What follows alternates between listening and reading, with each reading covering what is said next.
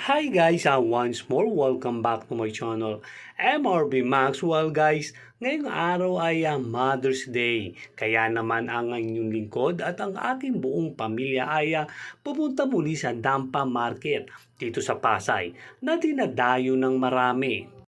Dahil nga ay araw ng linggo at Mother's Day, tulad ng aming inaasahan ay maraming tao. Halos lahat ng restaurant ngayon dito ay punuan at traffic dahil sa daming gusto dito i-celebrate ang araw ng Mother's Day.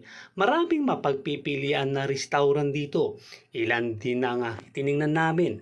Pero dito ang napusuan namin i-celebrate ang Mother's Day sa Aling Tongnas Restaurant. Siyempre una ay namalengke kami. Bumili kami ng mga gusto naming ipaluto tulad ng pusit, hipon, salmon belly, kangkong, tahong at nagpaluto kami ng pansit. Talaga nga lalo akong nagutom dahil mukhang masasarap ang kanilang mga luto.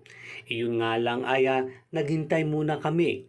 Pero saglit lang din ay nakaupo rin kami at nakakuha ng table. Unang dumating sa amin ay ang sinigang na salmon belly kasama ang garlic rice. Kaya naman kumain na kami. Sumunod naman na dinala ang garlic butter shrimp na talagang masarap.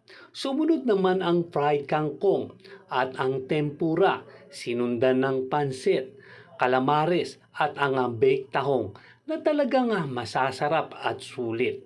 Talaga, sobrang busog kami at hindi na naubos, kaya naman take out ang kinalabasan.